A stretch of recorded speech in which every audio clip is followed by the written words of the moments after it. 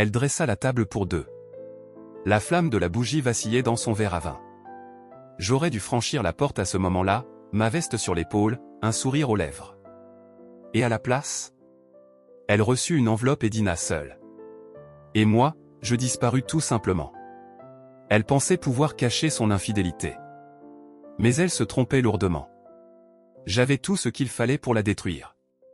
Il y a 5 ans, j'étais juste un mec ordinaire prénommé Lucas. J'ai 36 ans maintenant, donc j'en avais 31 à l'époque. Je bossais dans la décoration d'intérieur, rien d'extraordinaire, mais un boulot honnête. Le genre de job où on se salit les mains tout en portant une chemise à boutons pour les réunions. Mon travail impliquait beaucoup de déplacements. Une semaine, j'étais sur un chantier à Bordeaux, la suivante, j'accompagnais des clients dans un showroom à Lyon. Long trajet, repas d'hôtel, petits aéroports de province, et une valise qui vivait sur la banquette arrière. Ce n'était pas glamour, mais ça payait les factures. Plus important encore, ça me permettait de garder la maison de mon grand-père. Il me l'avait léguée à sa mort, et j'y avais mis tout mon cœur pour la restaurer. J'avais poncé chaque latte de parquet, réparé le toit, peint chaque mur de mes propres mains. Ma femme, Camille, avait 29 ans à l'époque. Elle était unique, grande, élancée, une cascade de cheveux bruns et des yeux qui vous transperçaient quand elle souriait. Elle avait cette manière d'entrer dans une pièce et de faire disparaître tout le monde autour. Mais une beauté pareille? C'est comme le feu. Chaleureux quand il vous appartient, mais il vous brûle si vous lui tournez le dos. Je ne veux pas la dépeindre comme une méchante de dessin animé. Elle pouvait être adorable, aucun doute là-dessus. Mais il y avait un autre côté. Un côté qui aimait tout contrôler. Un côté qui savait retourner une conversation pour vous faire douter de votre propre mémoire. Elle disait des choses comme « tu es trop sensible » ou « c'était juste une blague, Lucas ». Et après un moment, j'ai arrêté de me défendre. Vous savez ce que c'est de quand vous aimez quelqu'un, vous voulez le croire. Même quand ça n'a aucun sens. Tout a commencé un vendredi soir. J'étais de retour en ville pour quelques jours, et mes potes Hugo, Léo et Théo m'avaient traîné dans un petit bar de quartier qu'on fréquentait à l'époque de la fac. Rien d'exceptionnel. Lumière tamisée, bière pas chère, un vieux jukebox dans un coin. On s'est installé à notre table habituelle, près du jeu de fléchettes, assez près pour s'entendre sans hurler par-dessus la musique. J'en étais à ma 3e bière, les bottes posées sur la chaise vide à côté, quand Hugo a lâché. « Et mec, commença-t-il, comme si de rien n'était, j'ai vu ta femme Camille. Mardi dernier. » Je l'ai regardé, perplexe. Très intéressant. Il a haussé les épaules, comme s'il regrettait d'en avoir parlé. Je sais pas, j'ai cru la voir. Dans un café. Elle était avec un gars, continua Hugo, grand, Lexus noir. Ils avaient l'air plutôt proches. Peut-être un cousin ou un truc comme ça. Mon estomac s'est noué. À quelle heure? Il a réfléchi une seconde. Soirée. Vers 19h? J'allais chercher à manger pour ma sœur. Ils étaient assis dehors, penchés l'un vers l'autre, à parler de près. J'ai ri. Pas parce que c'était drôle, mais parce que je ne savais pas quoi faire d'autre. Nan. Elle était à la maison ce soir-là. Elle m'a envoyé un texto vers 7h, elle disait qu'elle était levée sur le canapé avec un verre de vin, à regarder ses émissions de cuisine qu'elle adore. Hugo n'a pas insisté. Il a juste pris une gorgée de bière et détourné le regard. Mais la graine était plantée. Et elle n'a pas tardé à pousser, devenant quelque chose que je ne pouvais plus ignorer. Sur le trajet du retour, mon esprit repassait en boucle la scène décrite par Hugo. Lexus noir. Penché vers elle. Parlant de près. Camille détestait le froid, elle ne s'assiérait pas dehors en mars sans une bonne raison. Quand je suis rentré, elle dormait. Ou faisait semblant. Je me suis tenu dans l'embrasure de la porte et je l'ai regardé 1 minute. Son téléphone était sur la table de nuit. Écran retourné. D'habitude, je l'aurais embrassé sur le front, peut-être murmuré quelque chose. Ce soir-là, je suis allé sur le canapé et je me suis allongé dans le noir, fixant le plafond. Quelque chose clochait. Je ne savais pas quoi encore. Mais je le sentais dans mes os, et je n'allais pas l'ignorer. Camille avait ce grand sac en cuir qu'elle portait comme s'il était greffé à son épaule. Elle ne sortait jamais sans. Supermarché, cours de yoga, soirée entre filles, église, peu importe, ce sac était son compagnon fidèle. Je plaisantais souvent en disant qu'il pouvait contenir une boule de bowling et un ordinateur portable en même temps. Ce soir-là, après le bar, j'étais assis au bord du canapé, fixant son sac affalé près de la porte, comme s'il n'avait rien à cacher. Et quelque chose en moi s'est mis en marche. Je n'étais pas du genre jaloux. Jamais. Mais la voix de Hugo quand il a dit, plutôt proche, restait coincée dans ma tête. Mon instinct ne m'avait jamais trahi en affaires. J'ai décidé de lui faire confiance cette fois-ci. Le lendemain matin, pendant que Camille ronflait encore sous la couette, je me suis assis à la table de la cuisine et j'ai commandé un traceur GPS. J'en ai choisi un petit. Mise à jour en temps réel. Les avis disaient qu'il était, invisible, exactement ce dont j'avais besoin. Livraison en 2 jours. J'ai suivi le colis comme s'il contenait mon avenir. Quand il est arrivé, j'ai attendu. Ce soir-là, Camille a dit qu'elle allait prendre une longue douche pour sa routine de soins personnels. Ça signifiait généralement 1 heure de vapeur, d'exfoliation et de podcast sur des crimes, assez fort pour couvrir n'importe quel bruit dans la maison. Parfait. J'ai pris son sac sur le banc de l'entrée et je l'ai emporté dans le garage comme si je volais de l'or. Le fond avait une épaisse doublure cousue à l'intérieur, un de ces trucs de designer qui n'avaient aucun sens mais criaient le luxe. J'ai soulevé juste assez pour glisser le traceur dessous, puis recousu avec une aiguille courbée de mon vieux kit de réparation. 10 minutes. Mes mains tremblaient tout le temps. Quand j'ai reposé le sac, il semblait intact. Le lendemain, j'ai téléchargé l'application de suivi sur mon téléphone. J'ai nommé l'appareil « Sac de Camille », assez simple. Le petit point bleu montrait qu'il était à la maison. J'ai vérifié toutes les heures ce jour-là. Le point n'a pas bougé. Je me suis dit que j'étais peut-être fou. Peut-être que Hugo avait vu quelqu'un d'autre. Puis jeudi est arrivé. J'étais parti pour un autre déplacement professionnel. Vers 19h15, Camille m'a envoyé un texto. Juste rentré. Mais le point? Il était à 18,2 km de là. J'ai zoomé. Parking d'un restaurant thaï qu'on fréquentait avant quand tout était plus simple. J'ai regardé son point rester là 1 heure, puis bougé vers un bar à dessert chic dans la rue. Encore 1 heure. Puis il a filé vers un quartier résidentiel que je ne reconnaissais pas. Elle est rentrée à 22h48. Ce week-end, elle a dit qu'elle allait chez Emma pour une soirée entre filles. Marathon de films et vin, tout ça. J'ai regardé le traceur bouger sur la carte. Elle n'est pas allée chez Emma. Au lieu de ça, elle a pris une toute autre direction. D'abord un point près du café.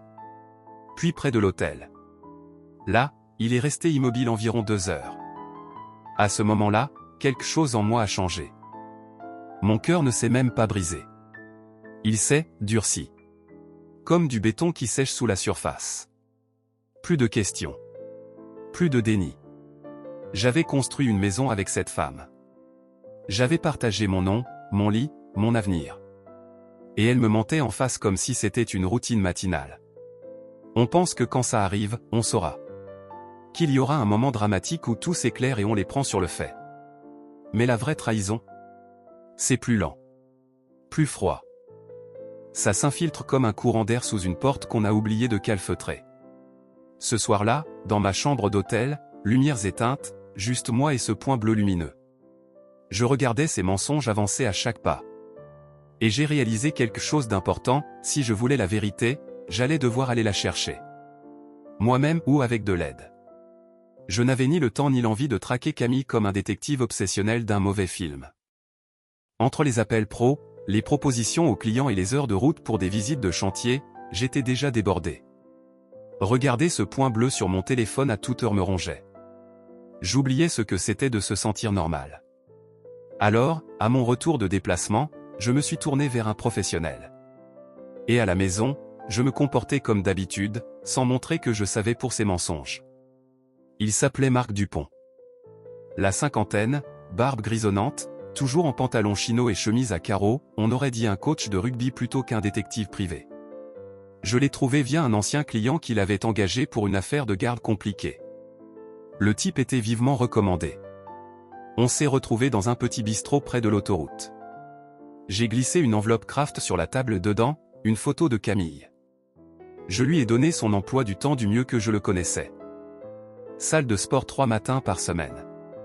Club de lecture un jeudi sur 2, même si maintenant, je doutais que ce soit vrai. Plus important encore, je lui ai donné accès à l'application de suivi. Mouvement en temps réel. Historique complet. J'ai gardé un visage calme en lui expliquant, mais mes doigts n'arrêtaient pas de tapoter la table. Marc a hoché la tête, comme s'il avait déjà tout vu. Probablement le cas. Il a griffonné quelques notes dans un carnet, l'a refermé et a dit, vite à vie, Lucas. Je m'en occupe. C'est ce que j'ai fait. Quelques jours plus tard, je suis parti pour un autre déplacement. J'ai dit à Camille que je serais à Toulouse 5 jours pour superviser l'aménagement d'un hall d'hôtel boutique. Elle a souri comme si tout était normal, comme si elle ne mentait pas à chaque mot. Je suis parti le lundi. Marc a commencé le mardi. Mercredi après-midi, j'ai reçu son premier message. Un dossier de photos, horodaté et géolocalisé. Camille, en jean sombre et manteau vert olive, marchant dans un parc. Mais elle n'était pas seule. Le type était grand. Épaules larges, cheveux bruns courts, peut-être la trentaine. Bien habillé, dans ce style, j'ai de l'argent mais je ne le montre pas. Chemise impeccable, veste ajustée, lunettes relevées dans les cheveux. Il tenait un café à emporter d'une main, l'autre frôlant parfois le bras ou le bas du dos de Camille. Ils se sont assis sur un banc, penchés l'un vers l'autre, souriant comme des ados à leur premier rendez-vous. Les notes de Marc étaient directes, rencontre à 13h35. Partie à 14h50. Elle est rentrée seule. Pas d'effusion publique hormis des contacts. Ce soir-là, dans ma chambre d'hôtel, j'ai fixé ses photos jusqu'à ce que l'écran s'éteigne. Le lendemain, Marc a fait un autre suivi. Camille a retrouvé le type pour dîner à un restaurant en centre-ville. Elle portait la robe rouge que je lui avais offerte. Cheveux bouclés. Il riait. Beaucoup. Après le dîner, ils sont sortis ensemble, sans se toucher mais proches. Très proches. Puis ils sont montés dans sa voiture Lexus noire, comme Hugo l'avait dit et ont roulé. Vers ma maison. Marc s'est garé 2 maisons plus loin, derrière des haies. A pris plus de photos. La voiture dans l'allée. La lumière du Porsche allumée. Camille ouvrant la porte. L'homme la suivant à l'intérieur. La lumière du salon est restée allumée un moment. Puis éteinte. Marc a attendu toute la nuit. À 6h42, la Lexus a reculé lentement et est partie. Camille ne l'a pas raccompagnée. Elle pensait probablement que personne ne regardait. Le message de Marc ce matin-là était court, il a passé la nuit. Retour à son véhicule à 6h42. Pas d'interaction dehors. Je n'ai pas répondu. Je n'avais pas les mots. Vendredi, ça s'est reproduit. Un autre restaurant cette fois. Italien. Puis la même routine, retour à ma maison. Lumières allumées. Lumières éteintes. Voiture dans l'allée toute la nuit. C'est une douleur étrange, de savoir que quelqu'un utilise votre maison comme ça. Vos meubles. Vos souvenirs. Votre espace. Ce canapé où elle se blottissait contre moi pendant les nuits d'orage? C'était probablement là qu'il s'asseyait après le dîner. Mes draps. Mes oreillers. Ce n'était même plus une question d'acte. C'était la trahison. La facilité. Le confort. Le fait qu'elle puisse me regarder dans les yeux et m'embrasser en partant, tout en menant cette vie secrète dans mon dos. Quand je suis rentré ce week-end, tout semblait normal. Elle pliait du linge, fredonnant, la télé en fond. Elle m'a embrassé, m'a demandé comment était Toulouse, m'a dit que je lui avais manqué. Que la maison était, trop calme, sans moi. Je lui ai dit que moi aussi, elle m'avait manqué. Puis je me suis excusé, j'ai pris une longue douche et je me suis assis au bord du lit un moment, à regarder le sol. Parce que je savais quelque chose qu'elle ignorait. Elle pensait tout contrôler. Mais j'avais déjà commencé à faire des plans.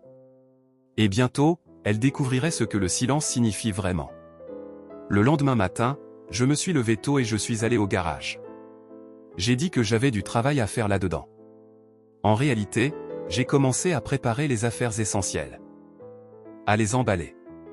Celles dont je pourrais avoir besoin dans le mois ou 2 à venir. Puis mes dossiers personnels. Documents fiscaux. Quelques photos encadrées. Tout ce qui comptait était mis en carton et rangé dans le coffre de ma voiture. Je jouais la nonchalance.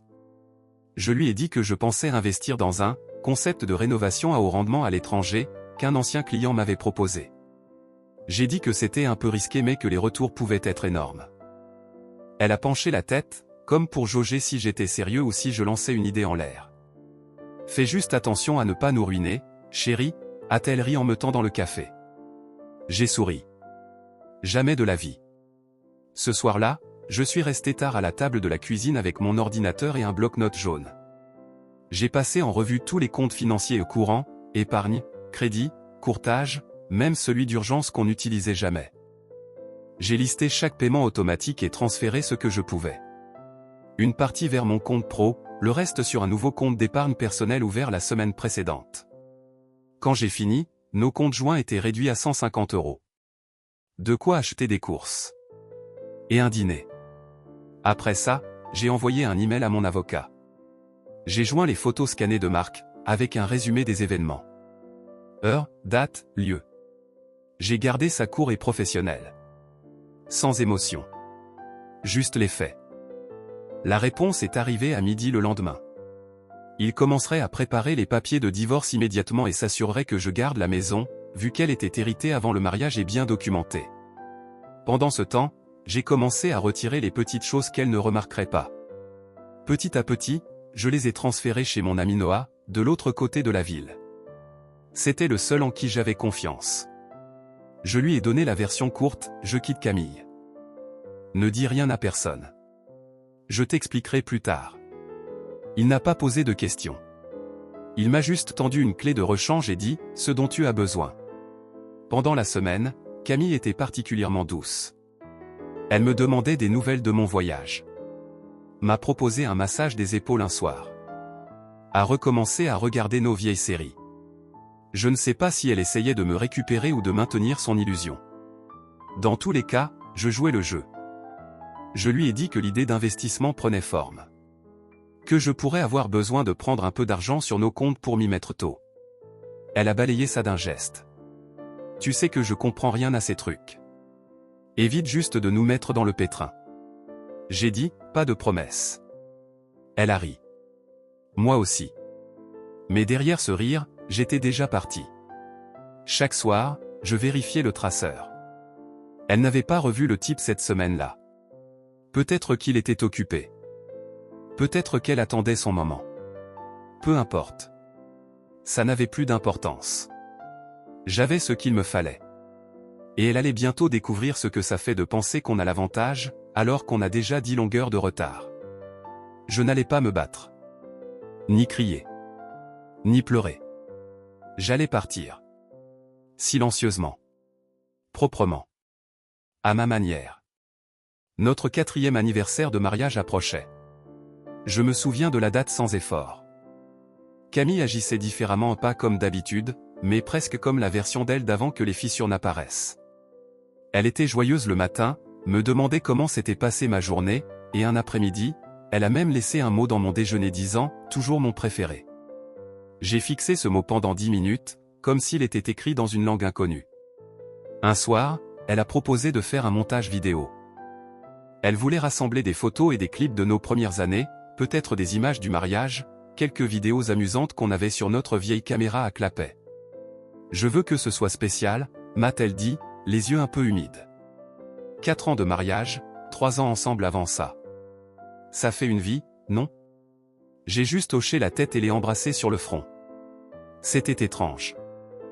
Comme regarder un film où le méchant se met soudain à jouer les héros à mi-parcours, et on est censé oublier tout ce qu'il a fait.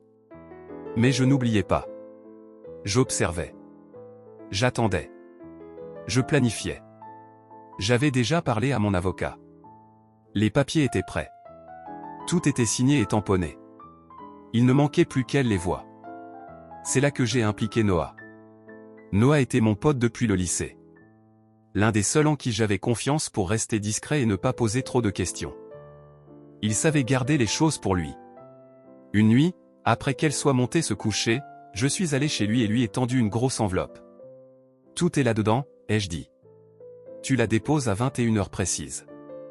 Le soir de l'anniversaire. Il n'a pas scié. T'es sûr de toi? J'ai hoché la tête. Jamais été aussi sûr de ma vie. Dans l'enveloppe? Les papiers de divorce. Pas encore de photos. Pas de rapport GPS. Juste les documents.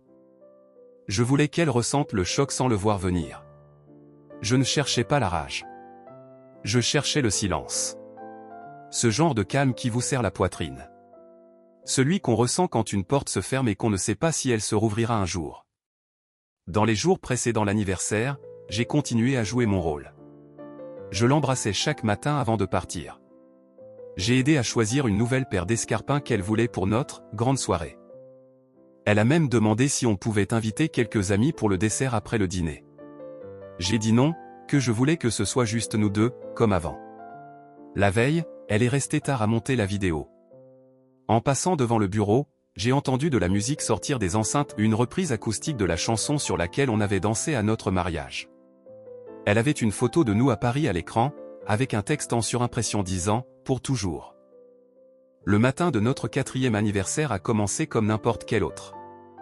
Je me suis levé tôt, j'ai préparé une cafetière et je me suis assis près de la fenêtre, sirotant mon café pendant que le soleil se levait derrière la clôture. Camille est entrée dans la cuisine vers 8 heures, les cheveux encore en bataille, portant mon vieux sweat du lycée. Elle s'est frotté les yeux, a bâillé, puis m'a souri comme si tout allait bien dans le monde. « Joyeux anniversaire, chérie », a-t-elle dit en m'embrassant sur la joue. Je l'ai embrassée en retour et j'ai souri. « Grande soirée ce soir », lui ai-je dit. « Je serai là à 19 h. Mais quelque chose de beau, on va fêter ça en grand. » Elle m'a fait un petit sourire et a ri à moitié. « Oh, c'est quoi le plan? Tu vas pas me faire deviner, hein? » J'ai secoué la tête. « C'est une surprise. » Puis j'ai pris mon thermos et je suis parti pour la dernière fois. Je ne suis pas allé travailler. À la place, j'ai roulé jusqu'à chez Noah et me suis garé dans son allée. À ce stade, tout ce dont j'avais besoin était déjà là. Outils, vêtements, affaires de toilette, même un chargeur de téléphone de rechange. J'ai retiré ma vieille carte SIM et l'ai jetée dans une poubelle devant une station-service. J'ai inséré la nouvelle. Pas de message, pas d'appel manqué, pas de plan partagé. J'étais hors réseau. Toute la journée, je suis resté dans la chambre d'amis de Noah, à l'écart. Je n'ai appelé personne. Je n'ai pas allumé la télé. J'ai juste attendu, regardé l'horloge, et pensé à quel point c'était étrange de se sentir à la fois complètement vide et complètement calme. Noah était sorti presque toute la journée, mais vers 18h30, il a passé la tête dans la pièce et m'a demandé « Toujours bon pour 21 h ?» J'ai hoché la tête. 21 h précises. Camille s'affairait à tout préparer. Elle s'est surpassée. Nappe, bougie, verre à vin nettoyé et poli. Elle a lancé la playlist de notre mariage sur l'enceinte Bluetooth, des chansons qu'on n'avait pas écoutées depuis des années.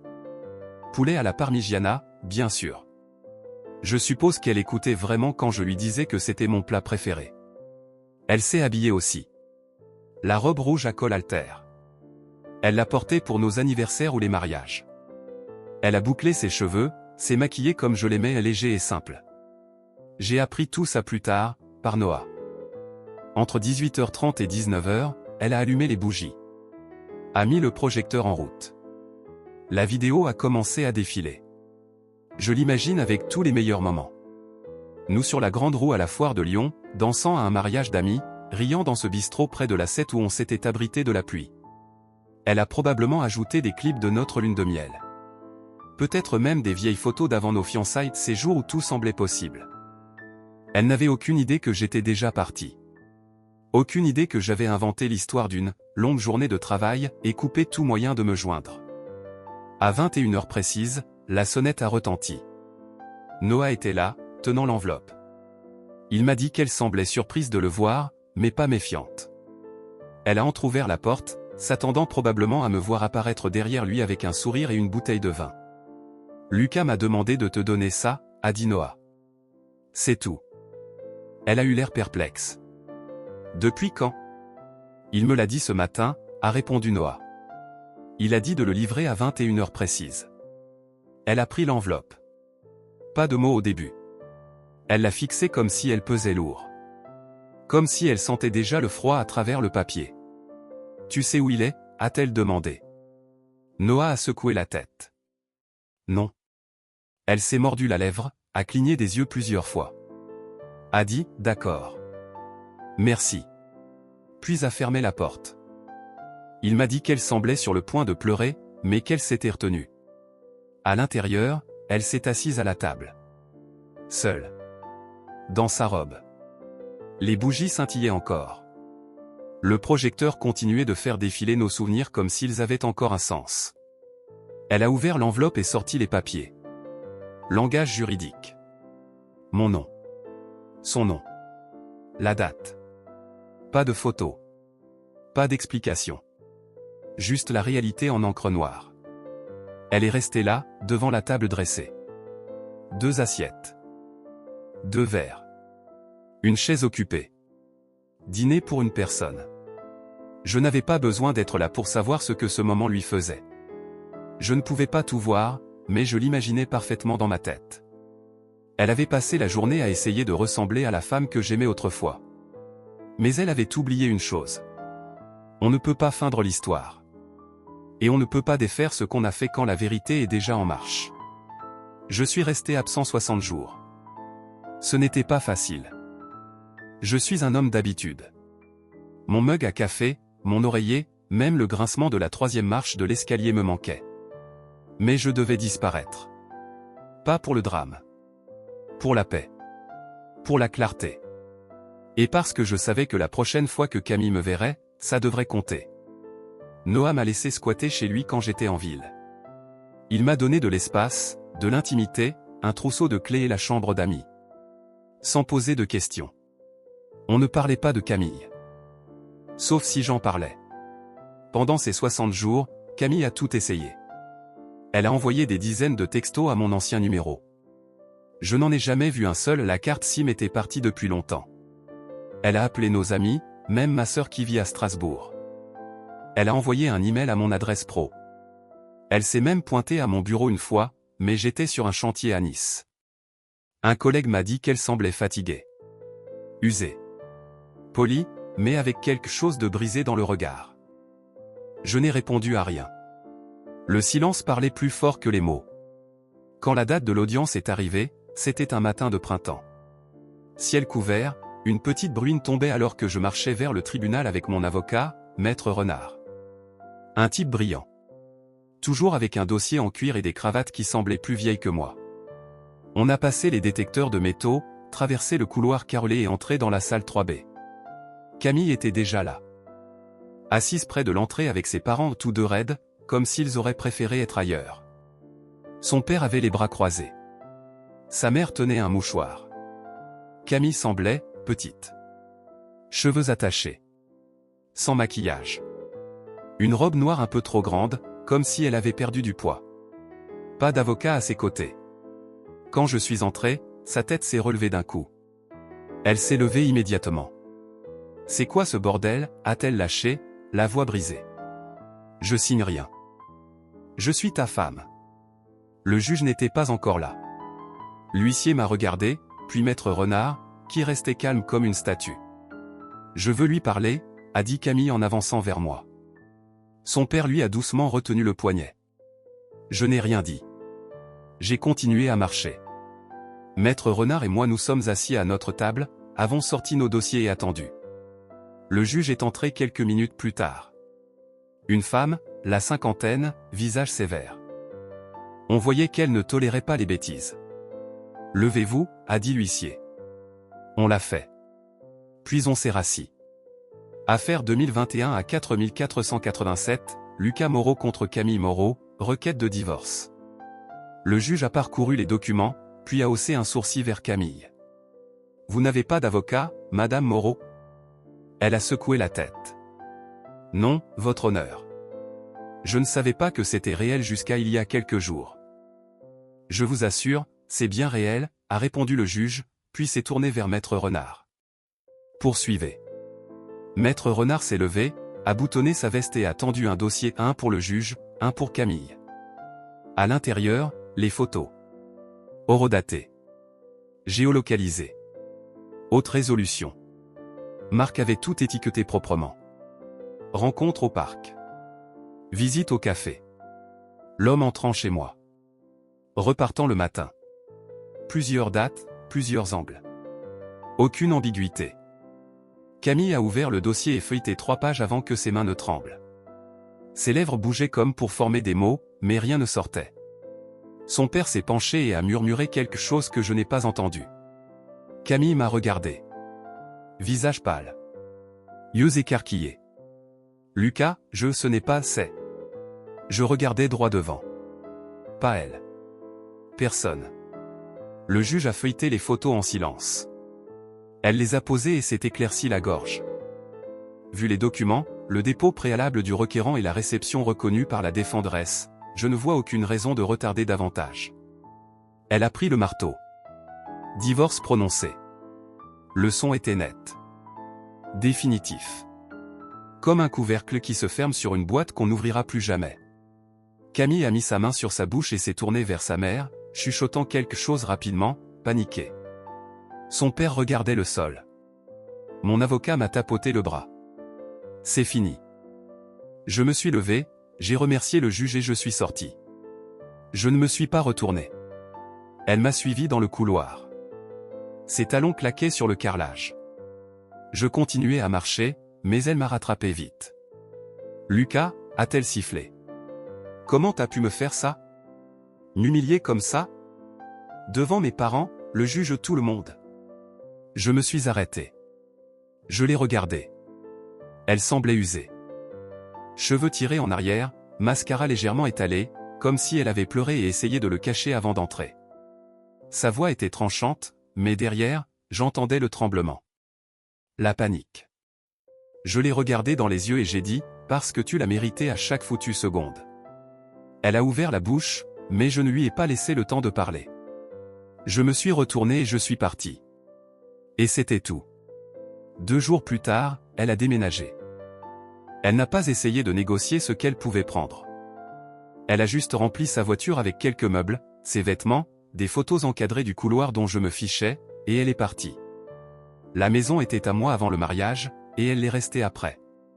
Elle savait qu'elle n'avait aucun argument. Elle est partie. Pas d'embrassade. Pas de mots finaux. Juste le bruit de son coffre qui se ferme et de sa voiture qui sort de l'allée. Elle est allée vivre chez ses parents. J'ai appris par un ami commun que ses parents n'étaient pas ravis des photos. Sa mère avait pleuré, son père n'avait pas beaucoup parlé. La nouvelle s'est répandue vite, et d'après ce que j'ai entendu, elle est restée discrète un moment après. Une semaine plus tard, j'ai reçu un texto. Je ne sais pas comment elle a eu mon nouveau numéro, peut-être via quelqu'un au boulot, peut-être un contact commun, je ne saurais jamais. Mais elle a trouvé un moyen. Ça a commencé par un message. Lucas, s'il te plaît. Je ne voulais pas que ça arrive. Puis un autre. On peut parler? Juste une fois. T'as pas besoin de dire quoi que ce soit. J'ai juste besoin. Puis des messages vocaux. Chuchotement. Reniflement. Cette voix douce et brisée que je n'avais pas entendue depuis des mois. C'était juste une erreur. Une stupide, horrible erreur. T'es mon homme. Tu me manques tellement. J'ai fixé les messages un moment. Jamais répondu. Jamais rappelé. Avec le temps, les messages ont cessé. Elle a dû accepter qu'il n'y avait pas de retour en arrière. Je ne l'ai pas revue depuis. On me demande parfois comment je vais maintenant. Alors voilà. Je vais bien. Je bosse toujours. Je voyage encore pour des visites de chantier, mais j'ai un peu ralenti. J'ai repris la salle de sport. J'avais oublié combien j'aimais cet endroit, le faire, la répétition, la façon dont l'esprit se calme après une bonne séance. Je sors plus avec les amis aussi. Noah et moi regardons des matchs le week-end. Quelques potes de la fac ont lancé une soirée poker mensuelle. J'ai eu quelques rendez-vous. Des femmes sympas. Intelligentes. Agréables à discuter. Mais je reste léger. Je ne suis pas pressé. Je ne cours après rien.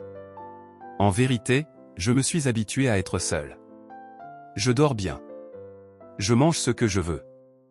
Je promène Murphy après le dîner et je m'assois sur le perron avec une bière fraîche, regardant le ciel changer de couleur au coucher du soleil.